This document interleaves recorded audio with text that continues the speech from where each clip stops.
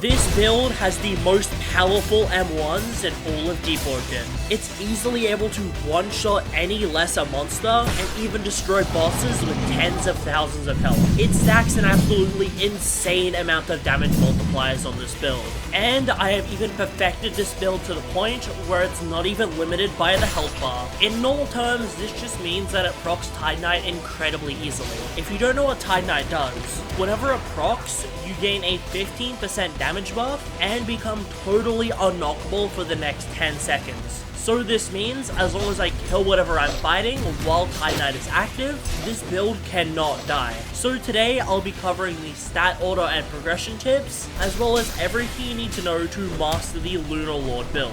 If you enjoyed this video and want to see more PvEs like this, make sure to like and subscribe, and join the Discord for the build maker link. Anyways, let's get into how to make the build. So to start off with, you can make the Lunar Lord on absolutely any race. There isn't really a best race to use. At most, you just want a race like Khan that puts points into attributes you're already investing in, but absolutely any race will work. It just might affect the post shrine a little bit. So on the starting screen, you want to start with 5 Gale Breath and 6 Thundercall, and invest as many points as you can into your strength, because when you spawn in, you want to start by trying to get to 20 strength, then just go until you power up through investing into willpower. So for this race, it happens at 8, but it might happen a little later for you. By now, you'll have a 0-star Thundercall mantra, so you'll train on the guards to get to 35 Thundercall. This will help get you elemental talents early. Then you'll do the same thing with a 0-star Gale mantra, then go to 50 Thundercall, and then 60 Gale. And that is your pre-shrine achievements done. Now you'll just get yourself up to 80 strength on the build, and then you want to go to 50 willpower. Now, very important, this step does depend a lot on your race, but you want to make sure you're investing points until you're 1 away from reaching power 15. You'll see why in a second, because at this point, you want to unlock Shadowcast at the Shadowcast trainer, and then you want to go to the surface to do a couple important things, mainly to get the 3 extra talent hands, but then also kill Kaido, since we want to get Auto Scream pre-shrine. You can either buy a carry on PvE hub,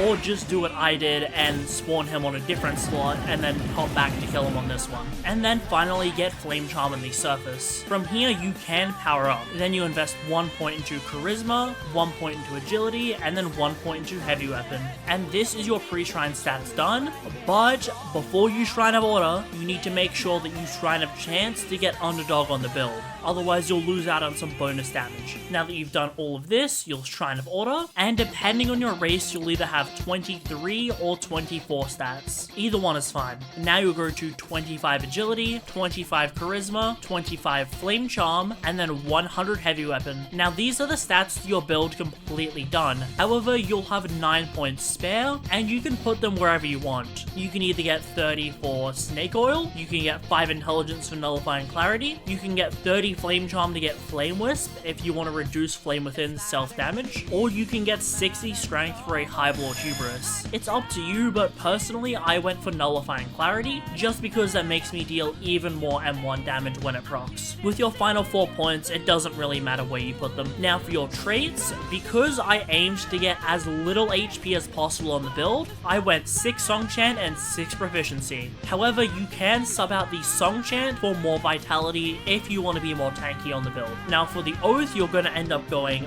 Link Strider, because we run a lot of support mantras. Your origin can be anything, but Deep Bound is typically the best. And while Tide Knight is not displayed on the build maker, you want to try to go for it on the build, because it's really important to make sure that you don't die, and that you get a damage buff when you are attacked. For your Bell, you're obviously going Crazy Slots, as these weapons are the highest damaging weapons in the game. Coming over to Talents, you'll get Will-O-Wisp if you decided to go 30 Flame Charm. You could ignore it if not. Then I went Wyvern's Claw for extra damage and uppercuts, Carnivore for obvious reasons, Rending Impact, risky moves, this makes dodging Atheron's ult really easy. Then I went Champion's Regalia, Destructive Recovery, Spine Cutter. You can't proc Spine Cutter if you have Shade Devour active, but if it's not active, then it's more damage. Then I decided to skip a lot of the plus 5 HP talents, but I will say ahead of time, there is a lot of room for extra talents in the build, so you can go these HP talents if you feel like it. Next I got Neuroplasticity for the extra mantra slot, Thresher Claws, Loot Skipper, Piercing Blow Crossbow and Bulldozer. Vanishing Wrath, this just allows me to teleport to enemies with an aerial attack,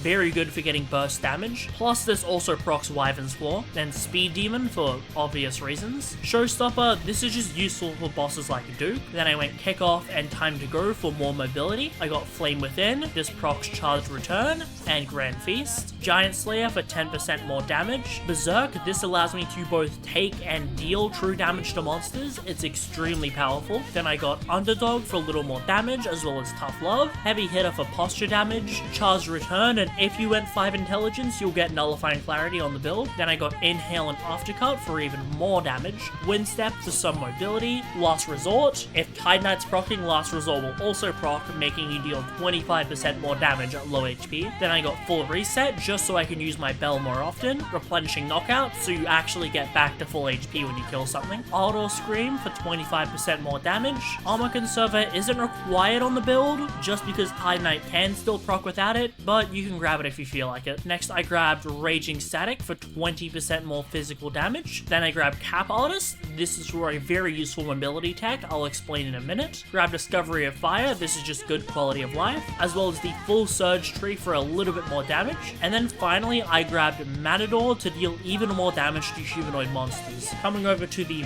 mantras, we are going to start by grabbing Lightning Clones on the build. This is just a very easy way to build chain stacks, as you can hit the clones while they're down. Then you'll grab Tornado, it's a stationary high damage mantra. You'll also grab Heavenly Wind. Combined with Cap Artist, this can allow you to wave dash on the build. It's very useful for layer 2. Then you'll grab Gale Trap, you can stack this for free damage. Next you'll grab Wind Passage, Lightning Cloak, and Lightning Assault, as well as Tempest Blitz. Now we do have more mantras than we can equip, however you're not always going to have Heavenly Wind active, so you can replace Tempest Blitz with Heavenly Wind on occasion. For your support mantras, we're going to grab Taunt, Shade Devour, and Spark Swap. These two provide us insane damage, and Spark Swap provides really useful mobility. As you can see, we have a fair amount of extra talents on the build, so feel free to pick anything you feel like running. Coming over to your weapon, you can either run an Evan Spear. Typically you'd run an Evan Spear if you're attacking a lot of enemies at once and don't feel like using crazy slots. An Enforcer's Axe, this is good for bosses because it's stronger with a speed boost, plus it has a good crit. Or you can run a Pale Briar. Running Pale Briar allows you to use a really strong crit. And on some builds you can run a Hive Lord Hubris. This isn't meta, but it's kind of funny to run. However, since you're using crazy slots, most of the time you should have something like a Divine Greatsword active. Your true enchants will either be Astral or Wild, depending on what you're fighting.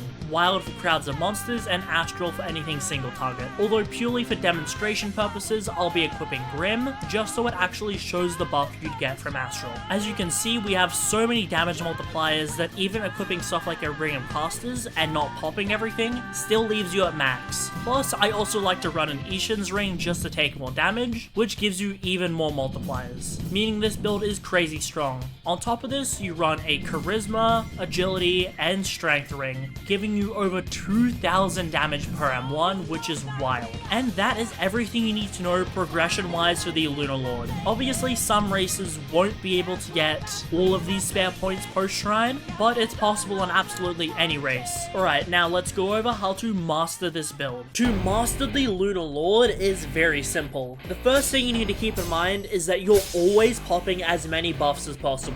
Mainly Shade Devour, Berserk, and Inhale, which are your two long-lasting buffs. Although whenever you're about to get into a fight, try to toggle on Flame Within or Raging Static. This should boost you all the way to the max damage multiplier. Berserk is a little risky to run if you don't have Tide Knight active, since while most monsters do have some form of armor, it isn't too heavy. So you want to make sure that you're only engaging crowds of monsters whenever you have Tide Knight available to use. When I say crowds of monsters, I'm generally referring to anything with high HP, so that's your Brood Lords and stuff like that. Against low tier monsters, you're gonna 2-hit them anyways. Just so people know, I wouldn't recommend this build for the Diluvian. The Seraph Soul is still a far better M1 build, since you actually need to be tanky for the Diluvian. However, in theory, you could do wave 25s on this build if you just played safe and were really good, but I wouldn't recommend it. However, this build would have a very good time in Hell mode, since it does an absolutely insane amount of damage, meaning that you'll kill stuff as soon as it spawns. Of course, it's also really good for every other boss in the game. It's even not half bad for layer 2, since Heavenly Wind can allow you to wave dash on this build, which gives you very good mobility. Plus, Spark Swap can allow you to speedrun Dupe and Chaser significantly faster. But this is everything you need to know to master the Lunar Lord. If you enjoyed this video and want to use the build, make sure to like and subscribe so I know to post more stuff like this. I'm also going to say this is sort of the end of my glass cannon era. I am going to be posting significantly easier and tankier builds in the future, because well, I've sort of reached the peak as it is. Anyways, make sure to check out some more PvE content, and I'll see you all next time.